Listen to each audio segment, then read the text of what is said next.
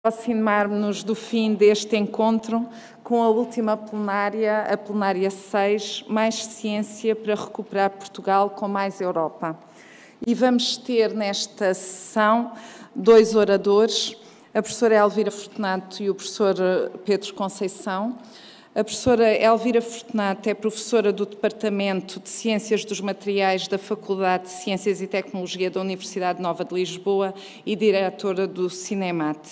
Atualmente dirige também o I3N, Nanoestruturas, Nanomodelação e Nanofabricação. É vice-reitora para a investigação da Universidade Nova de Lisboa.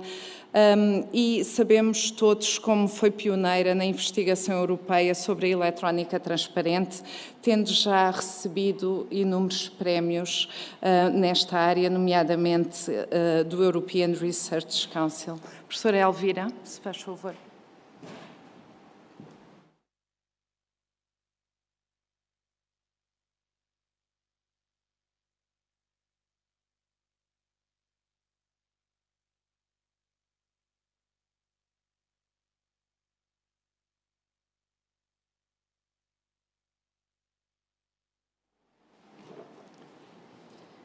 Muito boa tarde a todos, Sr. Ministro, caros colegas. É com imenso gosto que estou aqui e que venho e vou poder partilhar um bocadinho convosco parte das coisas que fazemos ali pelos lados da Caparica na área da sustentabilidade. Já agora não está aqui a aparecer à frente. Dava mais jeito. Portanto, eu vou falar um bocadinho na área da sustentabilidade e gostaria também de mencionar que nós, os cientistas, os investigadores, somos extremamente importantes exatamente em todas estas áreas, quer na área dos materiais, quer na área das tecnologias, e acabamos nós por ser os responsáveis em fazer com que todos estes processos e tudo aquilo que nos rodeia seja cada vez mais sustentável. Só em termos genéricos, nós temos uma estratégia, assim como existe em qualquer laboratório, qualquer grupo de investigação, e na área da estratégica que temos, nós trabalhamos com materiais, basicamente em engenharia de materiais, nanotecnologias, e precisamos também de processar esses materiais. Relativamente aos materiais, tentamos utilizar sempre que possível materiais abundantes e materiais não tóxicos, e uma vez que temos que processar esses materiais para fazer um dispositivo, fazer um sensor, um transistor, aquilo que seja, tentamos sempre utilizar tecnologias também não poluentes, amigas do ambiente. É evidente que estamos perfeitamente alinhados com os objetivos de sustentabilidade que foram lançados pelas Nações Unidas em 2015, muito embora toda esta área da sustentabilidade já faça parte do nosso grupo de investigação há bem mais anos.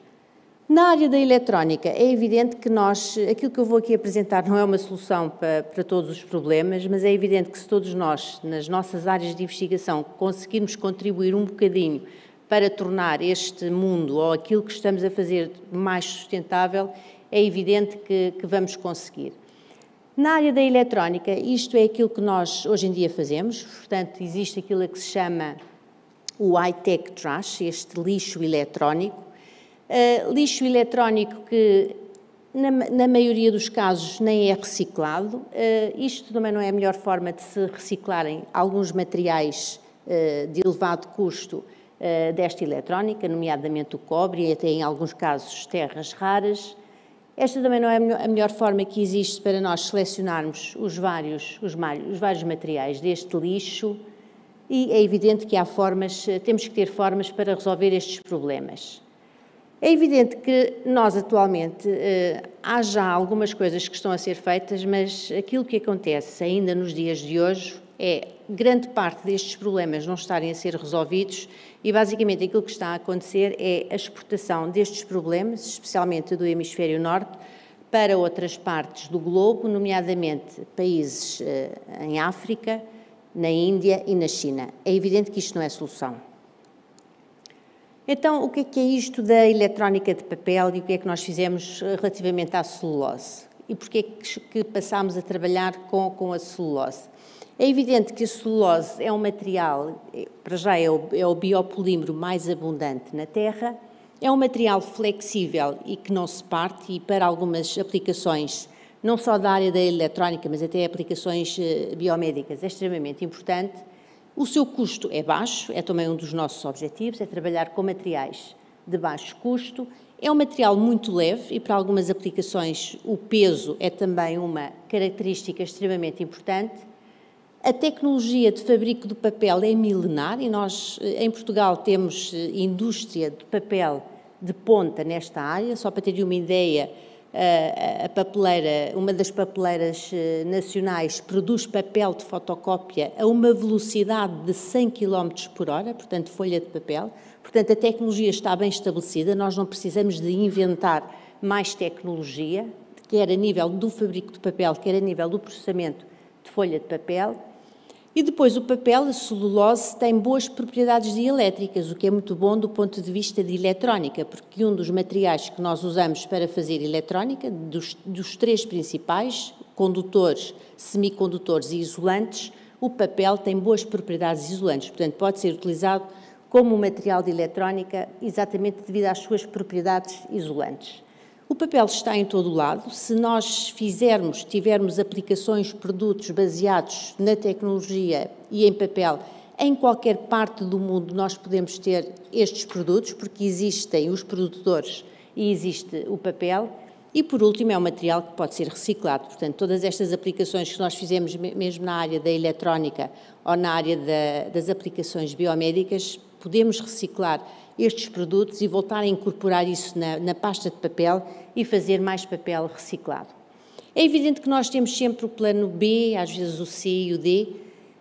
A celulose, como nós a conhecemos, ela tem origem vegetal, vem das árvores, e nesse caso nós precisamos esperar cerca de 10 anos para que um eucalipto ou um pinheiro cresça, o possamos cortar e extrair a madeira, a celulose da madeira.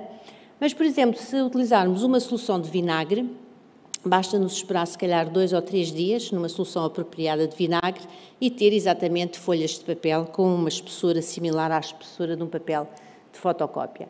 Ora, isso é porque o vinagre tem umas bactérias que não são inofensivas, aliás, quem gosta de vinagre ingere essas bactérias de forma regular, e estas bactérias, que se chamam Acetobacter, que existem no vinagre, elas produzem também como forma de defesa uma estrutura que se chama nanocelulose. É nano exatamente porque as fibras que elas produzem, portanto, estas bactérias funcionam como umas nanoextrusoras, elas vão excretando umas fibras de nanocelulose e fazem exatamente essa rede tridimensional, dá origem também a um papel, mas cujas propriedades são diferentes do papel que nós conhecemos, que até tem a cor branca, porque tem os aditivos, mas neste caso este papel é transparente, é 100% celulose, mas exatamente as propriedades ópticas devem-se a que, como temos nanofibras, não há interferência óptica da radiação na gama do visível com as nanofibras de celulose. Daí, como não há interação, portanto, este papel, estas membranas de nanocelulose são transparentes à radiação visível. Se olharmos para estes materiais, estas celuloses, quer de origem vegetal, quer de origem bacteriana, através do microscópio eletrónico, podemos ver que ambas são muito parecidas. Nós temos fibras que se dispõem de uma forma tridimensional. A única diferença é que, se olharmos para as escalas, na fotografia do lado esquerdo, as escalas são 100 micrómetros, a fotografia do lado direito são 100 nanómetros. Portanto, do lado direito, a nanocelulose, as fibras produzidas pelas bactérias, neste caso, as fibras de celulose extraídas da madeira. Agora, só algumas aplicações de dispositivos que nós temos feito ao longo destes anos, utilizando estes materiais de origem renovável. Nós, em 2008, propusemos o primeiro transistor de papel. É evidente que ainda hoje temos muito os e-papers, os e-books, os e-qualquer coisa, porque a ideia é substituirmos o papel de origem celulósica por um equipamento eletrónico. Nós, como trabalhamos com a celulose, utilizamos a celulose com fins eletrónicos, mudamos o E da esquerda para a direita e trabalhamos em papery, porque usamos exatamente,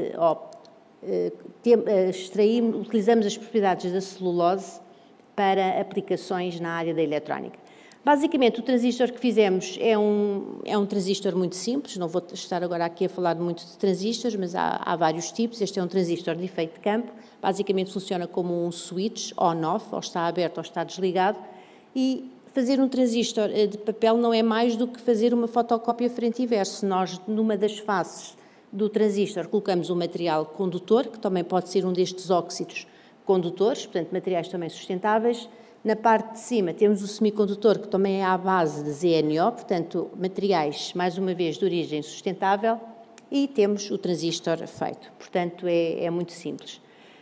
Aqui temos também um exemplo de um transistor utilizando estas fibras de nanocelulose e até chegámos à conclusão que, como eu costumo dizer que a natureza é perfeita, como a rugosidade destas membranas é muito inferior à rugosidade do papel de origem vegetal e também porque é praticamente 100% celulose, os dispositivos feitos com estes materiais acabam por ter também um desempenho elétrico superior.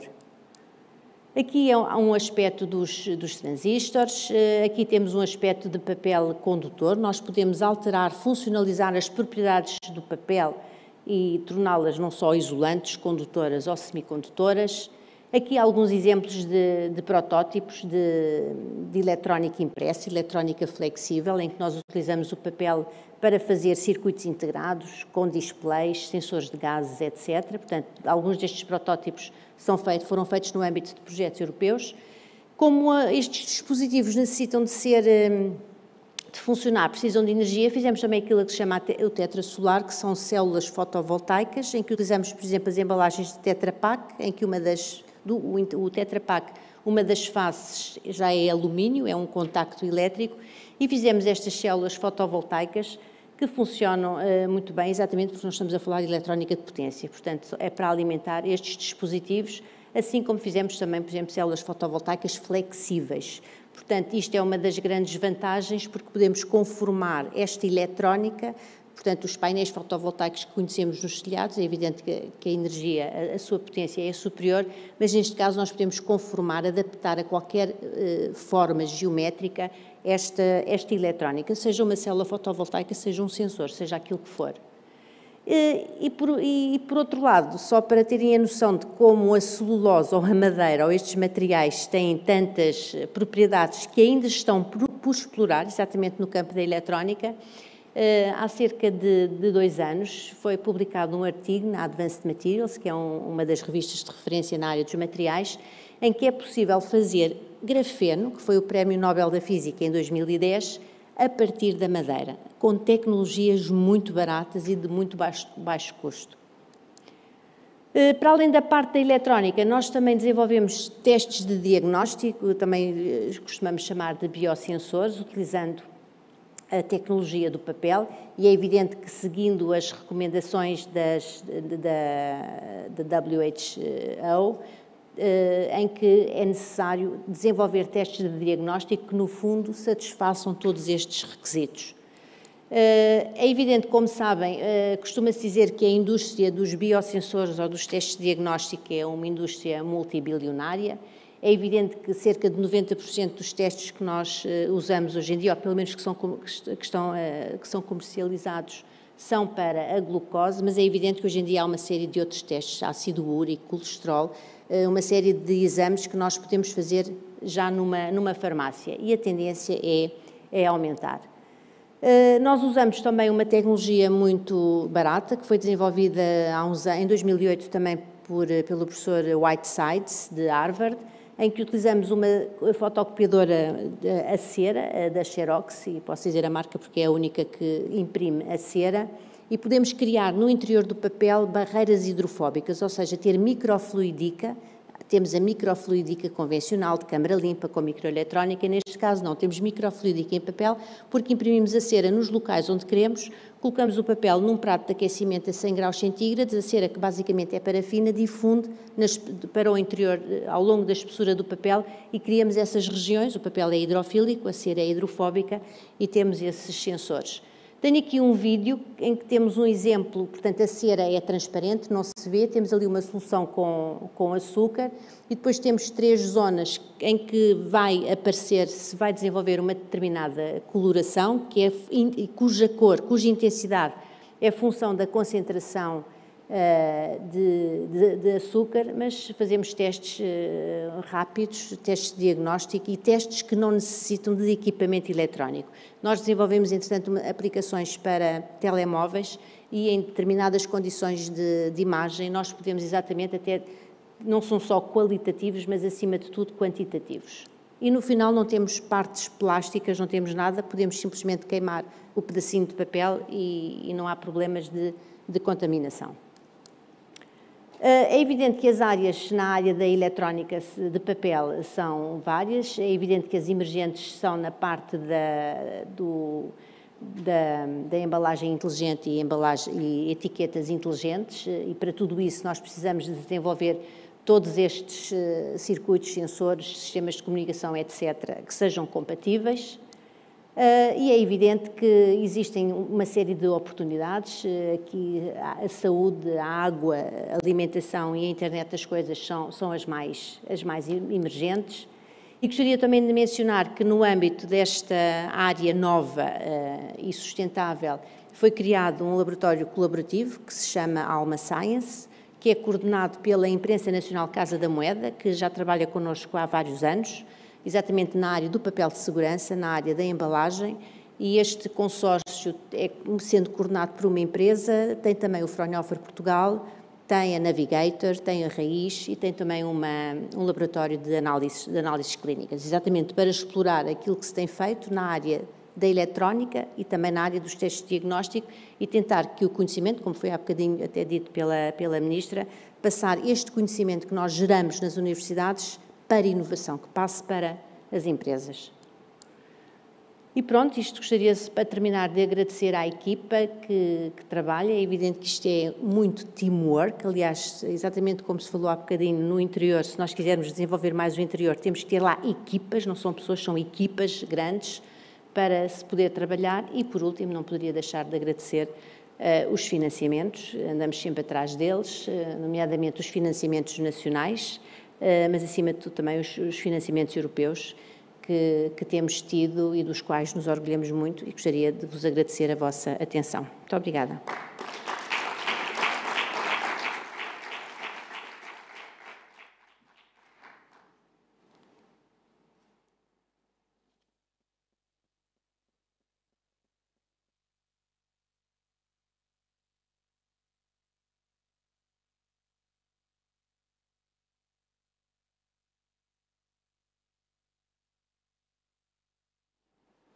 Temos agora online o professor Pedro Conceição, do Programa de Desenvolvimento das Nações Unidas.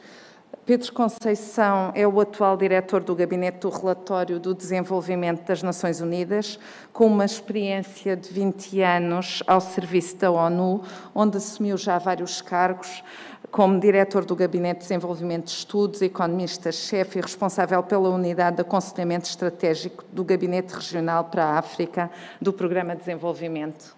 Obrigada.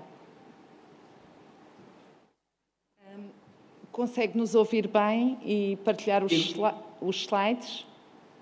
Muito bem, eu não vou ter slides, não vou apresentar slides. Queria só começar por agradecer ao Sr. Ministro da Ciência o convite para participar neste encontro e pela oportunidade que me é dada de partilhar algumas reflexões sobre aquilo que eu chamaria o papel da ciência nas sociedades de hoje em dia. A minha perspectiva é mais uma perspectiva global, vindo das Nações Unidas, informada pelo trabalho que eu faço nas Nações Unidas, mas aquilo que vou partilhar é apenas a minha opinião pessoal e não reflete a posição da organização. Eu tenho três reflexões principais a fazer. A primeira relaciona-se com a relevância da ciência no momento em que vivemos, o momento da pandemia. Depois sugerir que esta relevância da ciência, a interação que tem tido com a sociedade, apresenta uma oportunidade para um novo tipo de diálogo entre a comunidade científica e as nossas sociedades. E, por fim, deitar um olhar sobre o futuro e partilhar algumas reflexões sobre aquilo que me parece importante salvaguardar, olhando para o futuro do envolvimento da comunidade científica com as nossas sociedades, para nos ajudar a responder aos desafios com que nos confrontamos. Portanto, relativamente ao primeiro ponto, a relevância da ciência no momento atual, eu penso que é evidente que a pandemia nos mostrou que se olha para a ciência para informar políticas públicas, não só no domínio da saúde pública, mas também no domínio de muitas outras áreas, por exemplo, as políticas económicas também olham muito para aquilo que a ciência nos diz relativamente à forma como o vírus se vai propagando. E também não só importa para informar as decisões de políticas públicas, mas também para informar a população em geral relativamente aos seus comportamentos. Embora a ciência tenha sempre estado bastante presente no domínio da saúde, eu penso que é cada vez mais invocada para informar muitas das discussões, incluindo as discussões que acontecem aqui nas Nações Unidas em muitos outros domínios. Um exemplo é aquilo que acontece com as alterações climáticas, em que tantas vezes se começa por invocar aquilo que a ciência nos diz relativamente ao efeito das concentrações de gases de efeito de estufa na atmosfera. Esta relevância da ciência, no entanto, traz também um novo tipo de escrutínio social relativamente aos resultados e aos métodos científicos. No caso das alterações climáticas, isso é muito evidente quando há debates em torno dos intervalos de confiança de estimativas que têm a ver com processos atmosféricos, mas também com as incertezas associadas às implicações desses processos na economia e na sociedade de forma mais alargada. E também temos observado que a evolução científica relativamente àquilo que se sabe sobre a pandemia tem também levado a uma evolução das recomendações por parte da comunidade científica relativamente àquilo que os decisores políticos devem fazer e àquilo que as populações devem fazer. Portanto, eu diria que há aqui uma dualidade entre uma relevância cada vez mais importante, ou pelo menos muito importante da ciência hoje em dia, mas que isso também vem associado a um escrutínio mais fino sobre aquilo que são não só os resultados científicos, mas também o método científico. Portanto, este era o meu primeiro ponto. O meu segundo ponto é que, em minha opinião, isto traz-nos uma oportunidade para começar um diálogo mais aprofundado entre a sociedade, entre as sociedades e a comunidade científica. E aqui acho que é importante a comunidade científica e todos nós percebermos a forma como as pessoas absorvem, interpretam a informação que vem da ciência. Por exemplo, está demonstrado que muitas das pessoas que rejeitam a evidência científica relativamente às alterações climáticas fazem-no porque associam o facto de aceitarem que as alterações climáticas são consequência de atividade humana como algo que entra em confronto ou em conflito com alguns dos seus valores. Por exemplo, valores que podem ter a ver com alguma relutância em aceitar intervenções governamentais no domínio da regulação. Portanto, eu penso que é importante nós estarmos cientes da forma como as pessoas muitas vezes absorvem, interpretam a informação que vem da ciência e estar cientes que afirmar a integridade do método científico pode não ser suficiente e que há aqui um espaço para a comunidade científica explorar novas formas de comunicar e dialogar com a sociedade, especialmente com pessoas que interpretam, podem interpretar a informação que vem da ciência de uma forma que pode vir em choque com outros dos seus valores. E do outro lado, eu penso que é importante também reconhecer que a atividade científica é algo que não acontece num vácuo. É também ela própria uma criação social que tem os seus enviesamentos, que responde a um conjunto de incentivos que são variados. E eu só vou dar um exemplo para ilustrar.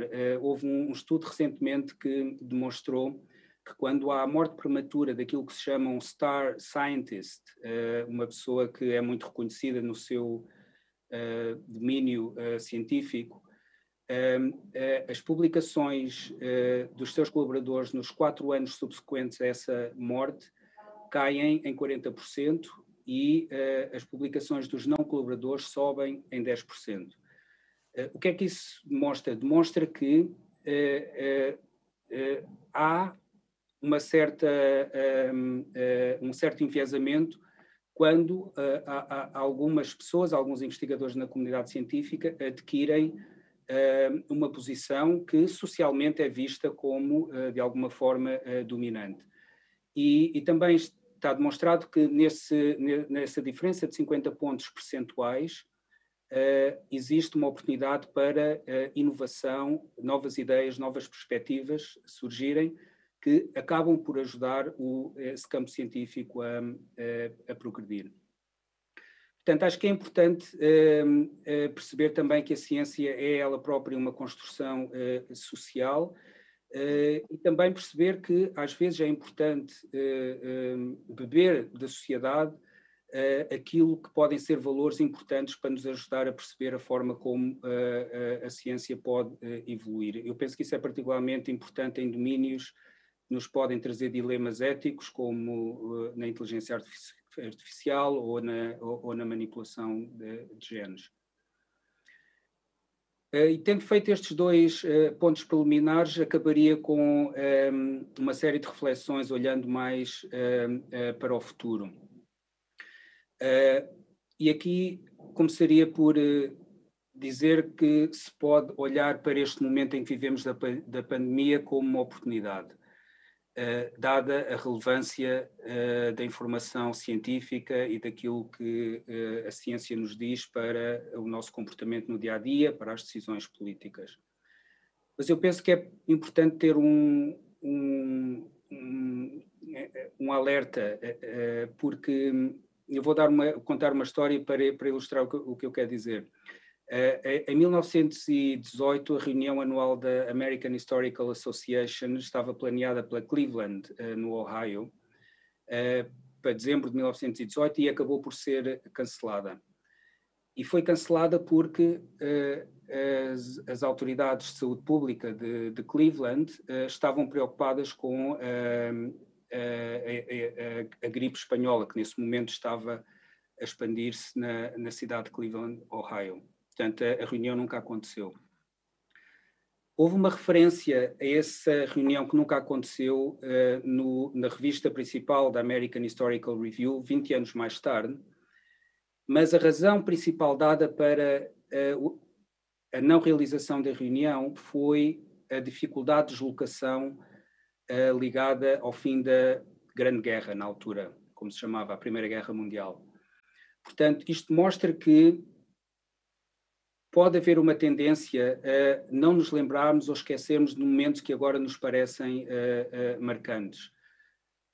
O que me parece evidente, no entanto, é que a ciência vai ser cada vez mais importante olhando daqui a 20 anos, mesmo que os historiadores não se lembrem muito bem do momento dramático e trágico que vivemos nesta altura, porque nos confrontamos com uma realidade que não tem precedentes na nossa história, na história da nossa espécie humana, mas também não tem precedentes na história do nosso planeta, na medida em que a interação e as modificações que nós estamos a trazer a processos planetários não têm precedentes. As alterações climáticas são um exemplo, mas há muitos outros. Isso leva algumas pessoas a utilizarem a ideia do antropoceno para designar o que talvez possa ser uma nova época geológica. E aquilo que isso sugere quanto a mim é que a ciência vai ser cada vez mais importante para nos ajudar a perceber essa interação e para nos ajudar também a perceber a forma como podemos lidar com os desafios que se nos vão apresentar. E acho também que nos vai levar a encontrar novos espaços de colaboração entre várias ciências, domínios das ciências, mas também interações entre as ciências naturais com ciências sociais e com humanidades. Por exemplo, há uma área da economia que está hoje em dia bem estabelecida, que é a economia das alterações climáticas, que foi recentemente reconhecida através de um prémio Nobel. Há um interesse crescente do ponto de vista de historiadores em perceber a forma como fenómenos naturais influenciaram aquilo que até há bem pouco tempo se pensava que era apenas fruto de decisões humanas, pandemias que ocorreram no passado, erupções vulcânicas e outros fenómenos naturais. Portanto, eu acho que não só a ciência vai ser cada vez mais importante, mas há um novo espaço para a ciência dialogar com outras áreas, de forma interdisciplinar, mas também com as humanidades. E eu terminaria assumindo que isto vai ser verdade, sugerindo 3 ideias para o futuro. A primeira é que é importante ver na ciência não só algo com utilidade, que nos pode trazer inovações tecnológicas importantes para o nosso bem-estar, para as nossas economias, mas tão importante como essa contribuição da ciência é estar constantemente a aprender. Se há algo que esta ideia do antropoceno nos ensina, é que as tecnologias que em certo momento da história nos pareceram revolucionárias e levaram a avanços dramáticos nas nossas condições de vida, por exemplo, a utilização de combustíveis fósseis, também trazem com elas muitas vezes problemas que não conseguimos antecipar.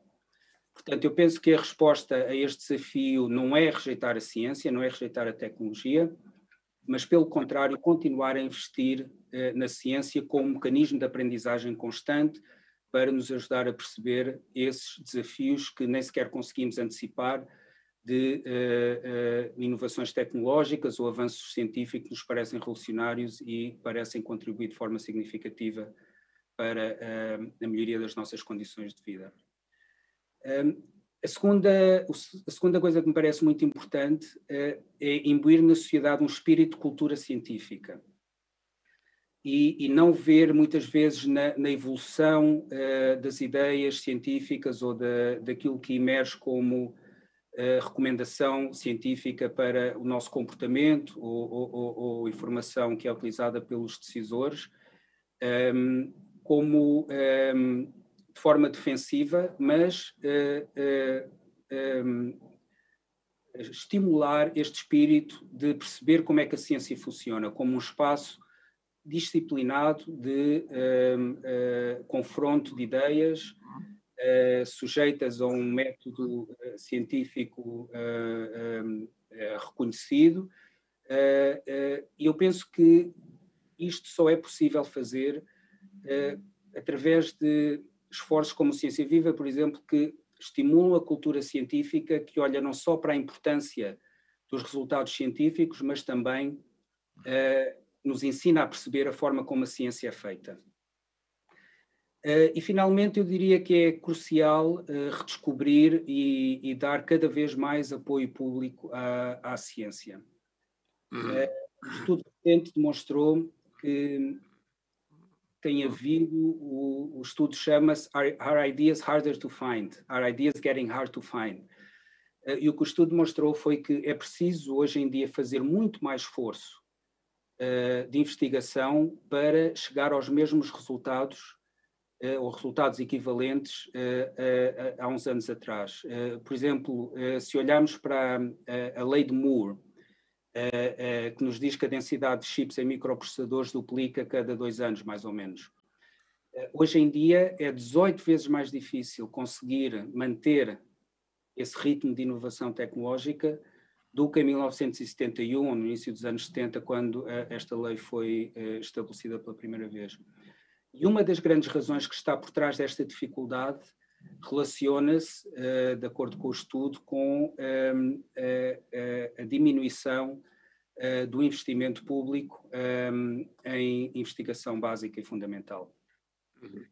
Eu terminaria dizendo que me parece que a ciência vai ser cada vez mais importante para as nossas vidas, que é importante encontrar novos espaços de diálogo entre a comunidade científica e as nossas sociedades, e que esta é uma altura muito má para não fazer um esforço muito significativo a investir no apoio à ciência, especialmente apoio público à ciência. Muito obrigado.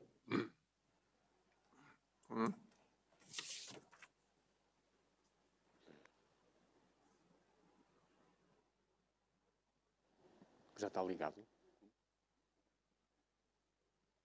O vídeo também.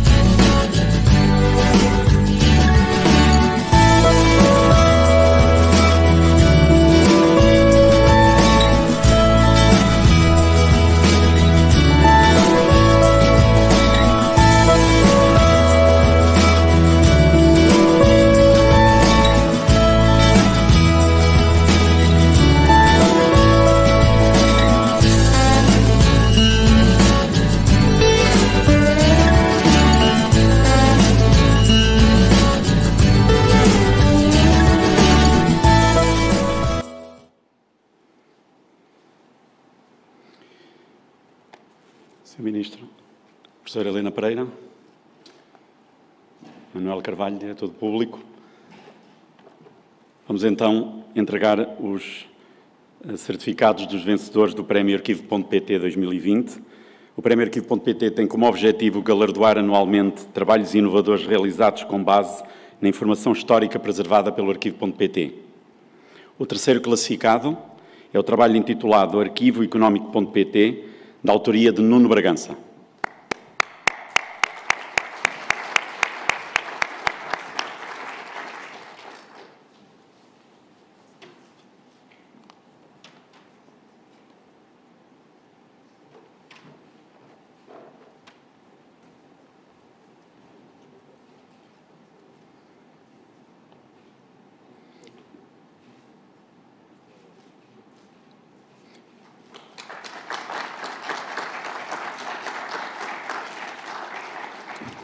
Parabéns, Nuno. O segundo classificado é um trabalho intitulado Extensão do Arquivo.pt, da autoria de Rodrigo Marques e Hugo Silva.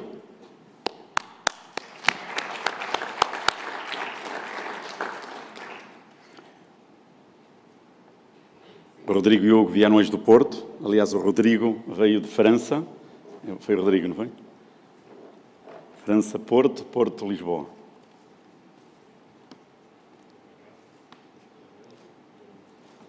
Fotografia.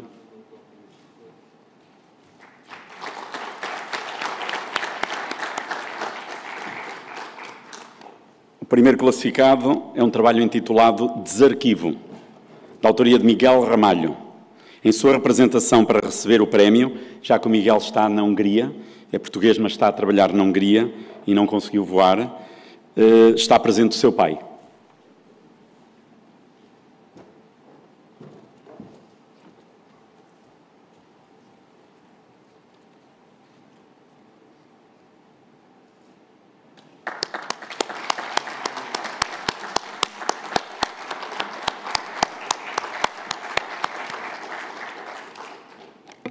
Por fim, a menção honrosa do Jornal Público, que foi o media partner deste prémio, e que agradecemos muito o apoio na figura do seu diretor, que foi muito importante para chegar a mais investigadores, foi chave este ano para chegar a muito mais gente, e foi um trabalho intitulado Jornal do Passado, da autoria de Bruno Galhardo, e será entregue aqui representado pelo diretor de Público, Manuel Carvalho.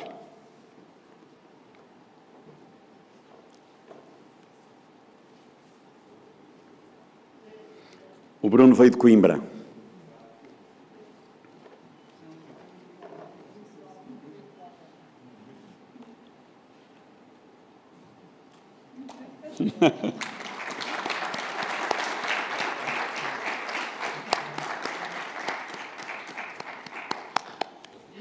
Muito obrigado para o ano a mais no Prémio 2021. Muito obrigado.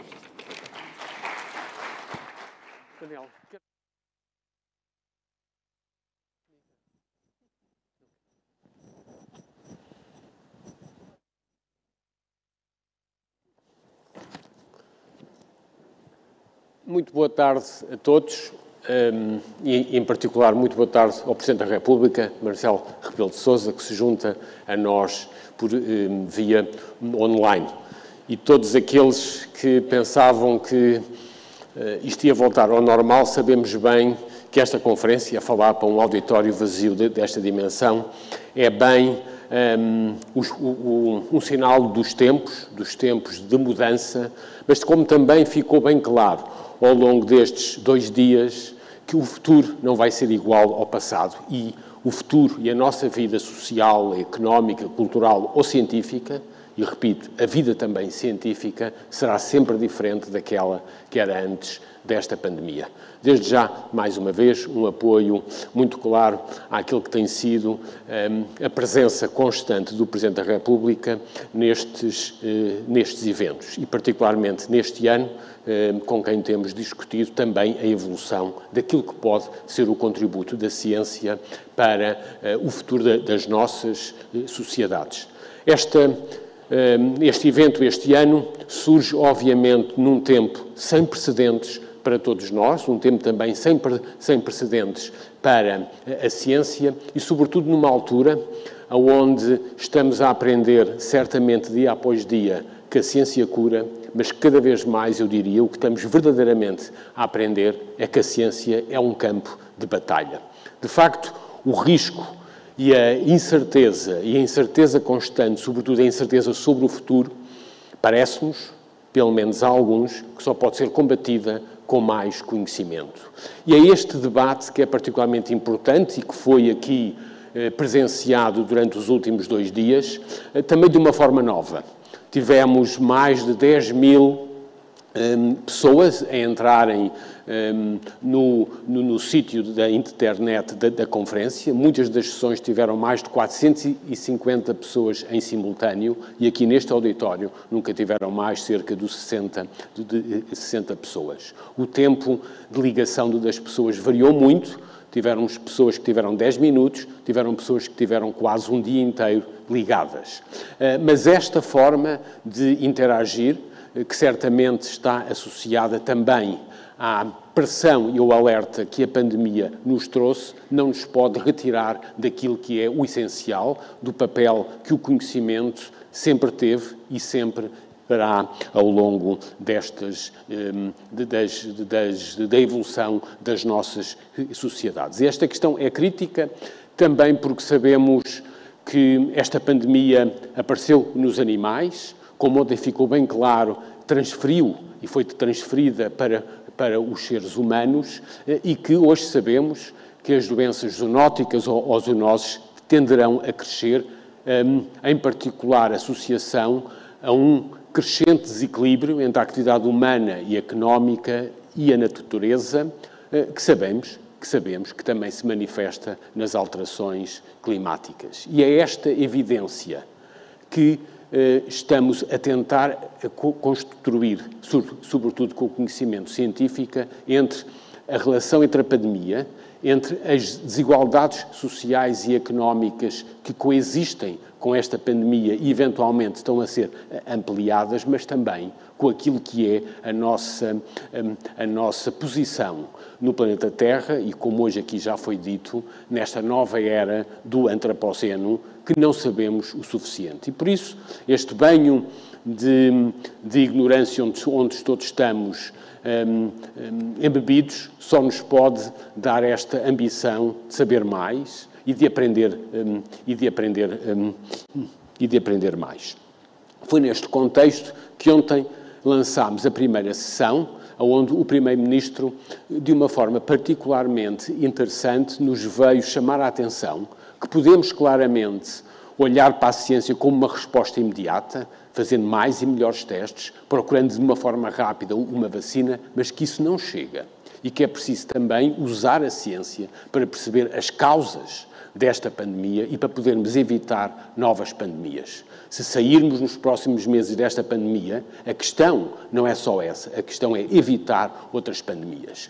E é nesse contexto que ontem também o Prémio Nobel da Química, Aaron Shikanover, um médico israelita, nos apontou de uma forma clara as desigualdades crescentes com que esta pandemia abriu. Falou, por exemplo, que a questão crescente do racismo nos Estados Unidos da América tem sobretudo a ver com a desigualdade do acesso ao conhecimento. Reportou-nos, por exemplo, que a forma como a pressão que está a ser posta em algumas zonas do mundo para o usamento de vacinas, aquilo que ele chamou o nacionalismo para as vacinas, está a trazer problemas éticos que nunca tinham sido presenciados, sobretudo com os estímulos aos chamados voluntários para, em algumas zonas do mundo, para testar as vacinas. E falou-nos na desinformação da opinião pública e, portanto, como cientista e como médico cientista, apelava também à comunidade científica para se corresponsabilizar por este processo de acesso ao conhecimento.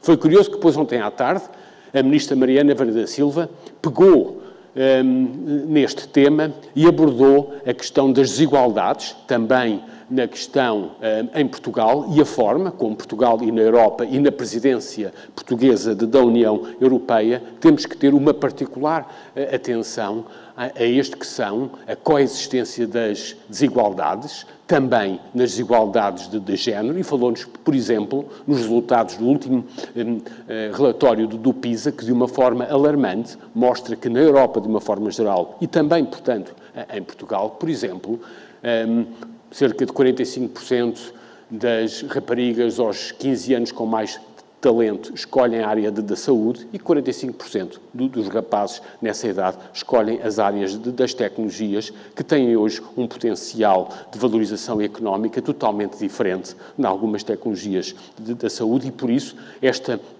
construção destes estereótipos no âmbito da sociedade que nós vivemos são particularmente um alerta que temos de chamar a atenção no contexto da crise que hoje emerge. Para isso, a Mariana chamou a atenção das ciências sociais e da transdisciplinaridade hoje do conhecimento e mais do que nunca, ela chamava a atenção para algum relativo isolamento social das próprias cientistas sociais face às outras áreas da ciência, quer das ciências da vida, quer das ciências da engenharia, que devido à sua relação com a economia tem-se aberto mais às empresas e à opinião pública versus às ciências sociais. E, portanto, a presença da transdisciplinaridade, mas também do conhecimento científico entre várias áreas ficou bem claro.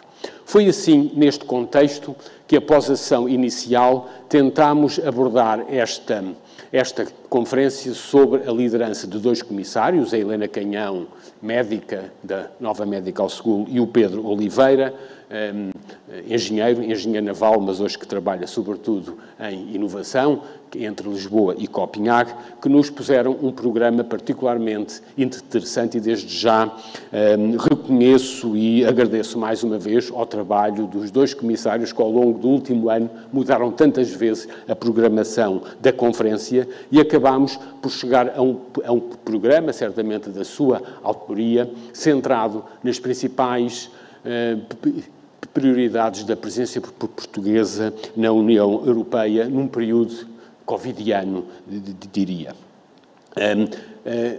Deve ser dito que a Helena e o Pedro dirigem hoje um movimento a nível do mundo, o Patient Innovation, a inovação pelos pacientes, que tem trazido de uma forma particularmente astuta a forma como, ou as diferentes formas de promover a inovação, sobretudo como hoje se pode inovar também pelos utilizadores e, sobretudo, aqueles que são, neste caso, que eles estudam os doentes, sobretudo doentes afetos por doenças raras, que podem passar ideias e, por isso, eles construíram hoje uma plataforma a nível mundial para ajudar, sobretudo, doentes das mais variadas áreas, do reumatismo ao cancro, das artroides, à locomoção e à mobilidade de muitas pessoas, para poder transmitir formas inovadoras que podem chegar a curar e a mudar vidas. E este tema que a ciência cura e que o conhecimento tem várias formas de poder ser usado foi particularmente central a toda a reunião. Mas, como disse, foi particularmente focado naquilo que temos que olhar para Portugal num contexto europeu, de uma forma que sabemos que a ciência pode ajudar e deve ajudar a recuperar Portugal, mas sempre com mais Europa.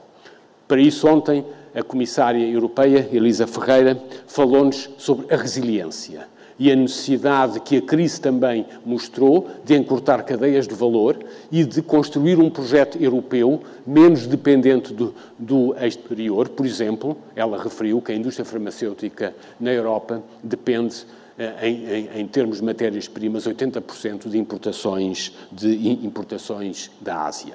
E foi nesse contexto que também o Ministro Pedro Cisa Vieira falou-nos sobre a necessidade de articularmos a capacidade científica portuguesa com a capacidade empresarial, desenvolvendo agendas de industrialização e inovação que tenham, obviamente, o potencial de podermos criar valor, ao mesmo tempo que criamos mais e melhores empregos.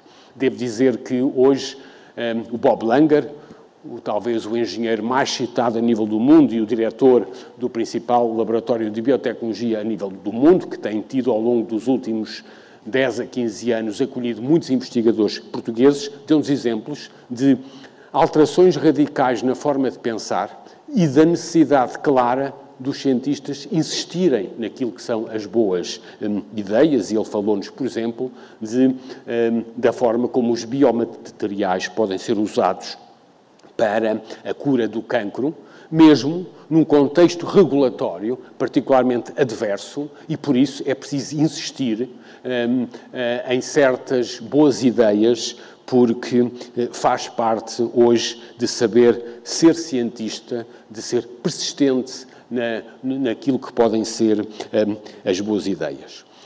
Certamente que, para além da resiliência europeia, e, portanto, que não é necessariamente o caminho mais fácil, mas é um caminho que tem que ser insistido, ficou claro a necessidade de uma Europa mais digital e das oportunidades da digitalização que hoje são oferecidas às sociedades e às economias.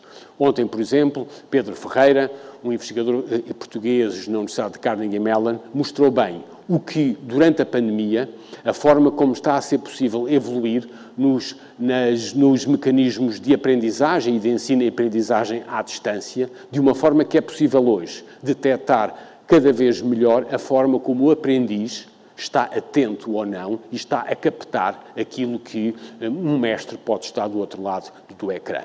E mostrou-nos, mais uma vez, que isto requer também cada vez uma maior responsabilidade social dos docentes e dos mestres a perceberem não apenas aquilo que estão a dizer, mas o que os outros estão a ouvir. E esta será, porventura, um dos principais desafios da evolução e da modernização dos sistemas de ensino-aprendizagem numa época mais digital. Não basta pôr conteúdos online, não basta disponibilizar e participar horas em Zooms, é preciso perceber o que os outros nos ouvem.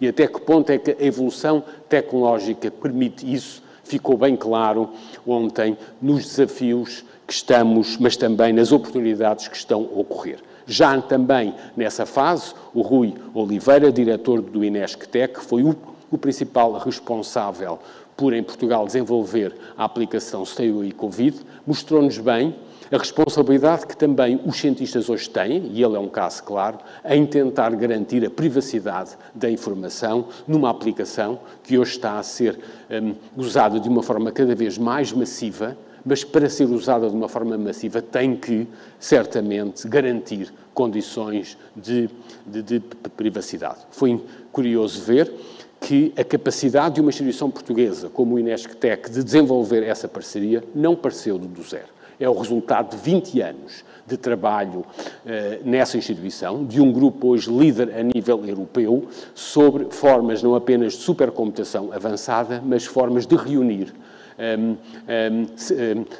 segurança no espaço, no ciberespaço, em condições onde temos que certamente garantir a privacidade da informação. E essa área científica, que hoje está desenvolvida em Portugal, foi obviamente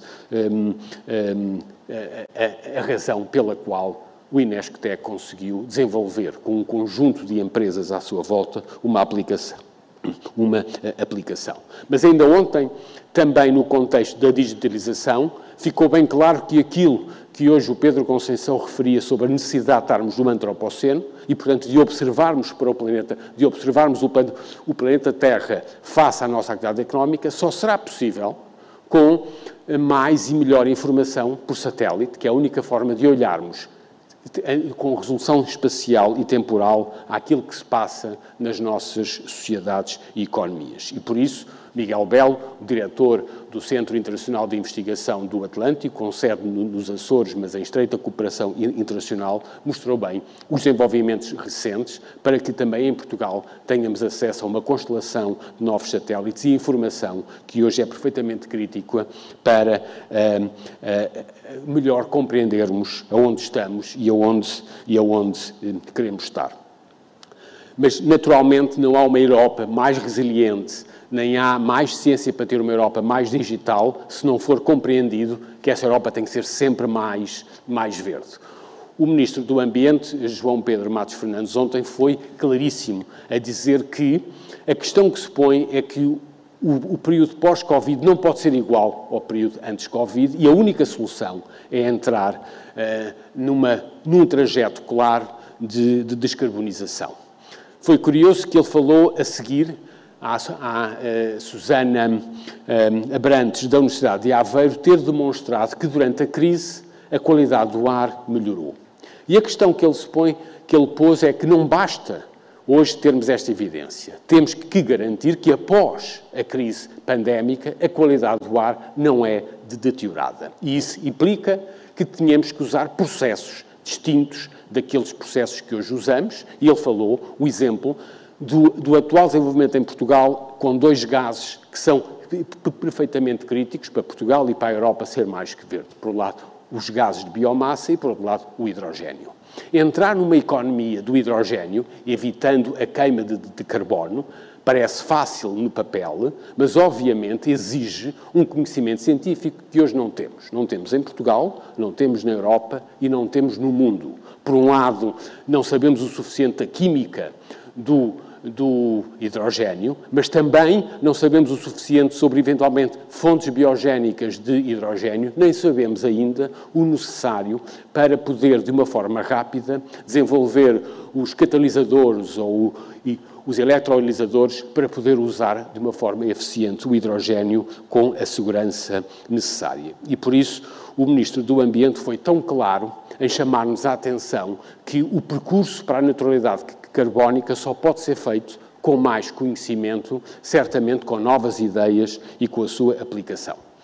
Nessa mesma sessão, a Inês Azevedo, da Universidade de Stanford, uma portuguesa engenheira do ambiente, foi clara ao demonstrar, com trabalho novo, também feito com investigadores portugueses, que o principal causa do aumento de CO2 na atmosfera está a ser neste momento e será nos próximos anos, se nada for feito, a agricultura. Ela mostrou como, sobretudo nos Estados Unidos, mas também na Europa, o desenvolvimento de novas soluções técnicas possibilitaram uma redução efetiva das emissões de gases de estudo, quer na área da queima de combustíveis sólidos, quer no transporte, sobretudo com a eletrificação da mobilidade, mas também na área da indústria. A única exceção, quer nos Estados Unidos, quer na Europa, e sobretudo na Europa, que não tem reduzido a sua contribuição para os gases de estufa, é a agricultura. E depois o Prémio Nobel Richard Roberts, Prémio Nobel da Medicina em 1993, foi particularmente claro a chamar-nos a atenção para aquilo que é hoje o movimento de 156 Prémios Nobres, dizendo que a questão de uma agricultura verde na Europa e no mundo, em associação com aquilo que é a redução da fome nos países em desenvolvimento, só poderá ser possível se a agricultura envolver também na Europa mais ciência. E trouxe-nos, de uma forma particularmente provocadora, a necessidade de percebermos, efetivamente, a introdução no mercado, também na Europa, de alimentos e mecanismos geneticamente modificados. Sabemos que os grandes monopólios agrícolas europeus, particularmente em França e na Alemanha, têm-se oposto a essa introdução, e ele hoje lidera um movimento de, como disse, 156 prémios Nobres que estão a tentar demonstrar que é a única forma de combater, por um lado, a fome, mas também reduzir de uma forma clara a emissão de gases de estufa decorrentes da operação ou da atividade agrícola que hoje fazemos de uma forma sistemática na Europa. Eu trouxe casos do Paquistão à Índia e, certamente, aos Estados Unidos da América. É neste contexto que depois abordámos a questão como é que Portugal contribui para uma Europa mais global. E o Ministro Augusto Santos Silva foi particularmente astuto a identificar hoje o posicionamento de Portugal e, necessariamente, a presença portuguesa da União Europeia a demonstrar que é através da globalização da ciência que Portugal tem adquirido um melhor posicionamento. Referiu-nos 3 casos típicos. Por um lado, a alteração radical da cooperação bilateral entre Portugal e Espanha através da instalação, desde há 10 anos atrás, do Instituto de Nanotecnologias de Braga, que hoje é uma forma clara de mostrar como é que a ciência mudou a relação bilateral entre 2 países, mas também mostrou, de uma forma clara, como é que as parcerias entre a comunidade científica portuguesa e as principais universidades norte-americanas, nomeadamente os programas com o MIT, com a Universidade de Carnegie Mellon e a Universidade de Austin, mudaram radicalmente o posicionamento de Portugal na Europa e as relações externas entre Portugal e os Estados Unidos da América, incluindo o reconhecimento americano pelo papel de Portugal na Europa. E falou-nos ainda sobre o movimento que estamos em curso de cooperação em língua portuguesa e a instalação em Portugal do chamado Centro Ciência LP, Ciência Língua Portuguesa, de uma forma para que tem facilitado, gradual, sistemática, complexa, difícil, mas em ação, a cooperação com os países de língua portuguesa. Deu o exemplo também da triangulação com outras instituições e tivemos aqui connosco o presidente da Universidade Aga Khan, que viajou do Paquistão para Portugal, porque também vê em Portugal uma forma de, eventualmente, se instalarmos aqui novos estudos sobre as sociedades islâmicas e muçulmanas em particular, para além daquilo que já estamos a fazer com a Fundação Aga Khan nos países de língua portuguesa. O reitor da Universidade Aga Khan, Firoz Rasul, foi particularmente crítico em comparar o que se vive no contexto social europeu daquilo que se vive no contexto social, sobretudo de sociedades muçulmanas, e apontou os casos da Índia, do Paquistão, mas também em algumas sociedades muçulmanas em África. E isto leva-nos, mais uma vez, à questão crítica que a Inês Azevedo de Stanford já tinha introduzido no primeiro dia, que não é possível pensar na ciência como uma evolução global sem perceber as condições da justiça social de acesso à ciência. E isto, obviamente, tendo nós um Presidente da República jurista, é particularmente importante perceber esta transdisciplinaridade do conhecimento, mas também na esfera da justiça e, nesse caso concreto, a Inês apontou os impactos negativos, sobretudo em número de mortos, que estão a ocorrer para além do Covid, sobretudo em associação aos efeitos da poluição e da desigualdade do impacto da poluição em diferentes tipos de sociedades. É por isso que volto a chamar a atenção para aquilo que o Prémio Nobel Aaron Shishner disse-nos no primeiro dia. Não pensem que a ciência e que a relação da ciência com a sociedade é algo que está a ganho. Não está a ganho. E hoje vivemos em Portugal, penso eu, um movimento positivo, aquilo que eu chamaria o resultado, o efeito ciência viva, de insistirmos na cultura científica, como o Pedro Conceição tão bem demonstrou hoje ao nível das Nações Unidas. Mas, ao mesmo tempo, coexistem no mundo sociedades onde, efetivamente, a adversidade à ciência e ao conhecimento científico está a crescer. Veja-se o caso do Brasil, veja-se o caso dos Estados Unidos da América e muitos dos exemplos em países asiáticos. É por isso que a razão de ser europeu e dos valores europeus são tão importantes hoje no mundo em termos daquilo que é o papel da ciência. Por isso, deixem-me acabar com 5 fatores que já referi no primeiro dia, mas que nunca são tardes de referir. Hoje, onde é que nós estamos e onde é que nós queremos estar daqui a 10 anos? Este debate que temos tido a oportunidade de fazer com alguns cientistas e também com a presença do Presidente da República tem sido particularmente importante para nos percebermos posicionar, sobretudo face aos outros, e estarmos sempre a comparar, aprendendo mais. Primeiro, no investimento em ciência. Nos últimos 5 anos, Portugal experimentou um aumento continuado e uma aproximação daquilo que é a Europa do conhecimento. A despesa global em investigação e desenvolvimento aumentou mais de 35%, passou de 1,2% da riqueza gerada para 1,4%. A estimativa é que este ano, 2020, atinja 1,6%. E isto foi feito, entre muitos outros aspectos, aumentando significativamente a dotação da FCT, que em 2015 era cerca de 380 milhões de euros, e nos últimos 2 anos ultrapassou os 500 milhões de euros. Mais que duplicámos o número de bolsas de doutoramento. Passaram de cerca de 900 para mais de 2.000. Fizemos e introduzimos em Portugal a noção do emprego científico com mais de 6.000 contratos. E se isso nos deve orgulhar, não chega. É preciso fazer mais e, por isso, estamos a delinear uma trajetória para chegarmos a 2030 com 3% da riqueza gerada investida em investigação, 1/3 pelo setor público, 2/3 pelo setor privado, e sabemos os desafios que se associam a isso, particularmente entrarmos numa época onde conseguimos, de uma forma sistemática e gradual, criar mais de 2.000 empregos qualificados por ano no setor empresarial. Vai implicar Portugal crescer durante 15 anos sucessivos no investimento na ciência que nunca soubemos experimentar em Portugal. Mas também no ensino superior.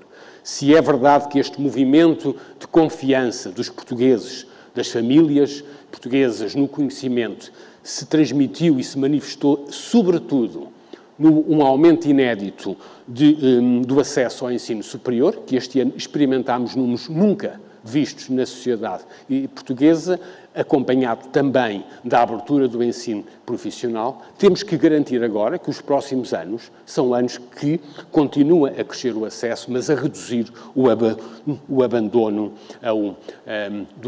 ao ensino superior em Portugal e em todos os países da Europa. O ano passado assinámos um contrato de legislatura, na sequência daquilo que já tínhamos feito em 2016 com todas as instituições, e de uma forma inédita temos cumprido um aumento de 2% das dotações do ensino superior. Mas se é verdade que isto foi feito, a questão é que não chega.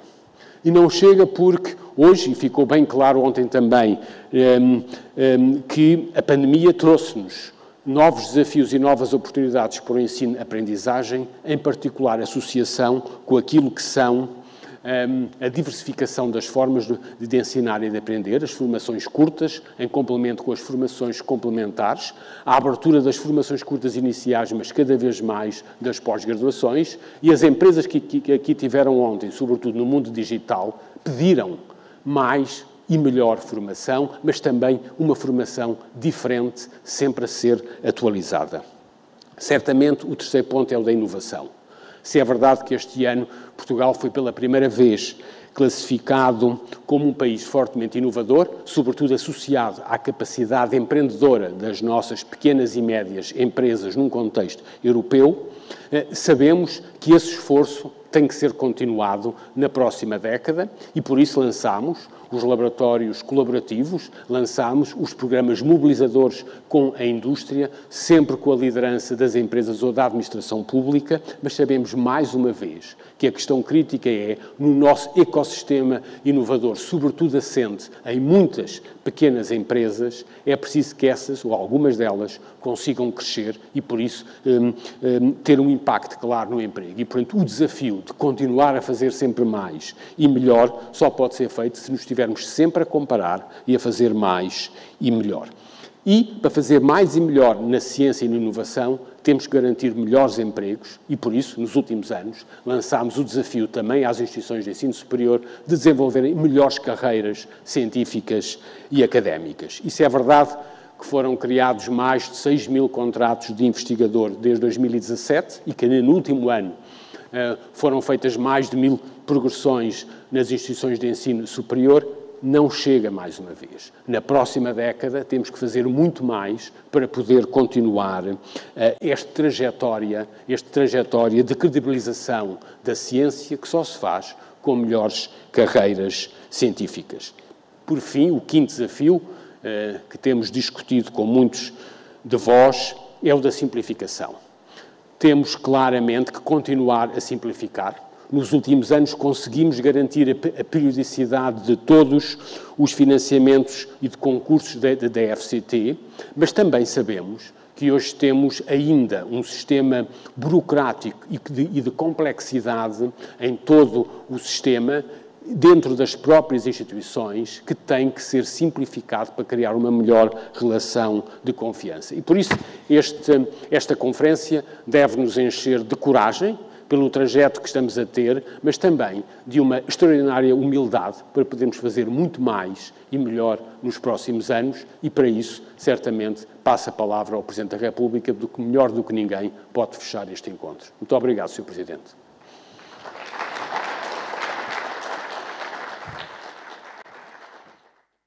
É bom.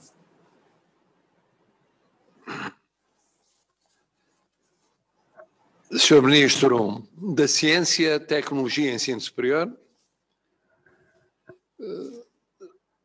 ilustres oradores de hoje, pude acompanhar apenas a sessão final e saudaria, em particular, a senhora professora Elvira Fortunato e o Dr. Pedro Conceição. Quero saudar todos os oradores, estrangeiros e portugueses, sublinhar a presença massiva do Governo nos vários painéis e sessões plenárias, cumprimentar a organização, felicitar os premiados e dirigir uma saudação genérica a todos aqueles que acompanham e acompanharam horas a fio, de uma forma enriquecedora, uma iniciativa que é tudo menos uma rotina. Peço desculpa por não estar convosco, fisicamente, mas tinham hoje compromissos no que respeita a parceiros económicos e sociais a receber por causa da declaração de estado de emergência. Há cerca de um mês e meio, tive a oportunidade de manter um diálogo com a presença do Sr. Ministro da Ciência, do Sr. Ministro de Estado e da Economia e de um grupo de cientistas, parte do qual subscritor de um manifesto apelando a um diálogo como o diálogo destes encontros. Ano após ano tenho estado nos encontros. E estes encontros são tudo menos uma rotina. O deste ano é decididamente tudo menos uma rotina. Por causa da pandemia e por causa da crise económica e social que já vivemos.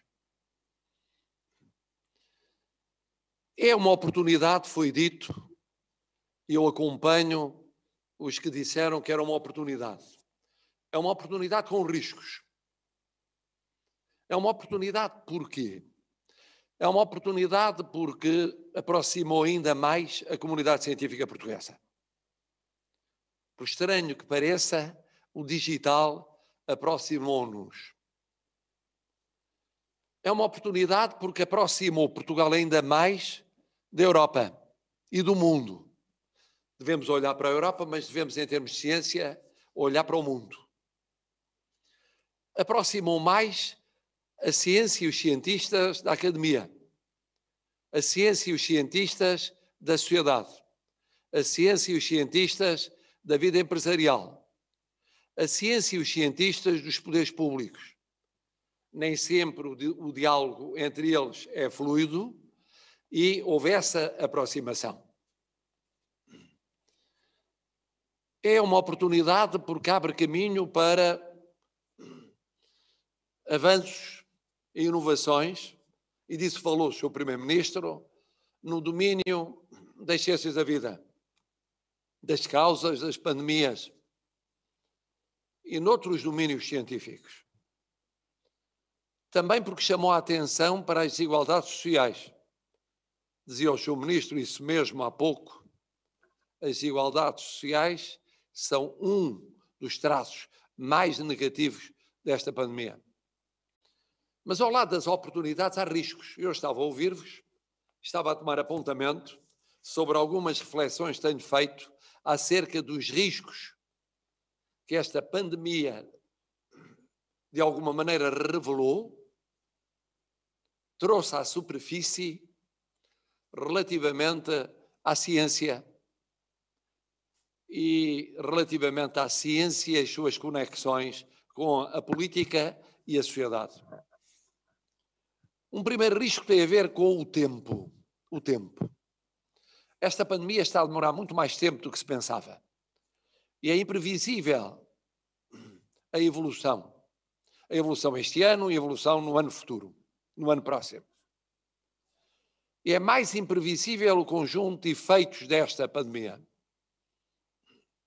Eu estava, precisamente hoje, a olhar para um estudo que saiu este ano, Pandemics Depress the Economy, Public Health Interventions Do Not, Evidence from the 1918 Flu, de Sérgio Correia, Stephen Luck e Emil Werner, e eles, analisando a gripe espanhola, chegaram à conclusão de que os efeitos de uma pandemia, em termos económicos e sociais, são muito mais profundos do que os efeitos associados aos ciclos económicos e sociais. São mais duradouros. Não é por acaso que o Fundo Monetário Internacional fala na recuperação de algumas das mais importantes economias europeias em 2023-24, e são muito mais fundos em termos de desigualdades sociais. E, portanto, isso coloca um problema, é uma oportunidade, mas é ao mesmo tempo um problema aos cientistas. Este tempo duradouro.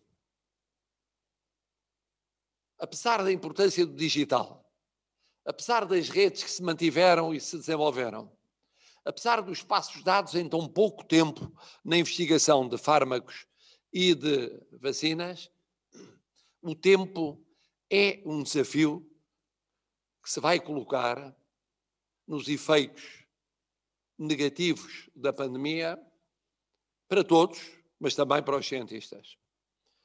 O segundo risco tem a ver com a relação entre os cientistas e os políticos. Não é muito fácil de estabelecer a delimitação de fronteiras ao longo desta pandemia. Quem acompanhou, por exemplo, as sessões epidemiológicas realizadas e que reuniam cientistas, epidemiologistas, sanitaristas e decisores políticos, parlamentares, governantes, o Presidente da República, parceiros económicos e sociais, pôde perceber, como pôde perceber em vários momentos da comunicação dos poderes públicos sobre a pandemia, com a participação de cientistas, como da ótica dos destinatários da comunicação, nem sempre foi clara a delimitação de fronteiras entre o papel dos cientistas e o papel dos decisores políticos. Porque os cientistas naturalmente foram chamados a formular propostas e sugestões para a decisão política, porque os políticos algumas vezes socorreram dos cientistas para abonarem as suas decisões ou para justificarem a posteriori atuações ou omissões. E este é um problema sensível, que é um problema não apenas de ética, mas também de compreensão do relacionamento em momentos críticos, como foi esta pandemia, como está a ser esta pandemia, entre quem decide politicamente, quem estuda e aconselha cientificamente. É um problema este recorrente, é um problema muito complexo nas suas vertentes e é um problema tanto mais complexo quanto as solicitações forem diárias, semanais, mensais, ao longo de um período indeterminado de tempo. Isto é agravado com o problema da comunicação. Porque a comunicação científica é uma coisa, a comunicação política é outra coisa, e a comunicação social incidindo sobre ambas é uma terceira realidade. E a junção das três realidades ao longo da pandemia, que houve, que existe e que existirá em Portugal como em inúmeros países da Europa e do mundo, e estou a pensar nomeadamente em democracias, onde o tema tem maior acuidade, suscita problemas complexos, muito complexos. Basta colocarmos-nos na posição de quem recebe a comunicação. Como é que interpreta a comunicação? Como é que ela é percepcionada, a comunicação científica, a comunicação política e a comunicação social sobre as duas, juntando eventualmente uma e outra. Isto suscita problemas, sobretudo em sociedades que vivem momentos não racionais, não necessariamente racionais. Durante uma pandemia, múltiplos momentos são essencialmente emocionais, para não dizer irracionais. E as percepções são emocionais. Sobre dados científicos, sobre comunicações científicas, sobre decisões políticas, sobre fundamentações científicas de decisões políticas e sobre o seu tratamento pela comunicação social.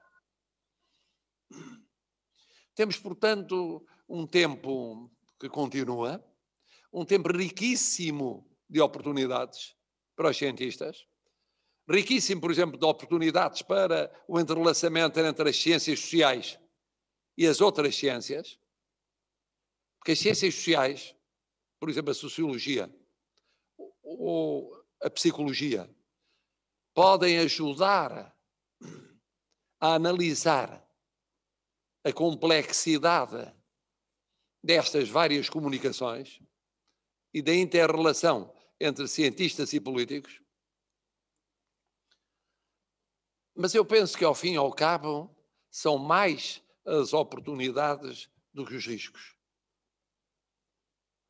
São muitíssimo mais relevantes essas oportunidades. E se nós encadearmos aquilo que disse o Sr. Ministro sobre o que se pretende para Portugal em termos de ciência e o que está subjacente à sua intervenção, que é como que um compromisso não apenas implícito, mas explícito, de maior aposta em políticas públicas na ciência, em termos de investimento público, em termos de percentagem do produto interno bruto, em termos de qualidade do investimento, então, de facto, podemos dizer que estes encontros e este encontro em plena pandemia são uma grande oportunidade para assento tónico nestes compromissos. E eu terminaria dizendo apenas que ao longo da pandemia tenho sentido que só há verdadeiramente avanço científico se houver numa sociedade abertura ao universal. O multilateralismo é fundamental à ciência. O unilateralismo, o isolacionismo, o hipernacionalismo são a negação do espírito científico. Segundo lugar, se houver atenção à coesão social. Isto é, o avanço científico é tanto maior quanto menores forem as desigualdades sociais numa comunidade. Terceiro, e aqui foi dito, a criação e o desenvolvimento de uma mentalidade científica.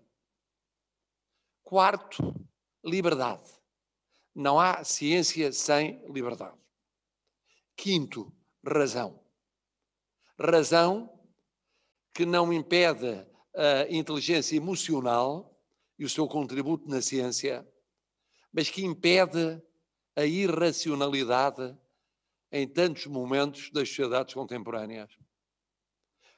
O avanço da ciência passa pela afirmação do primado da razão, da liberdade e da razão.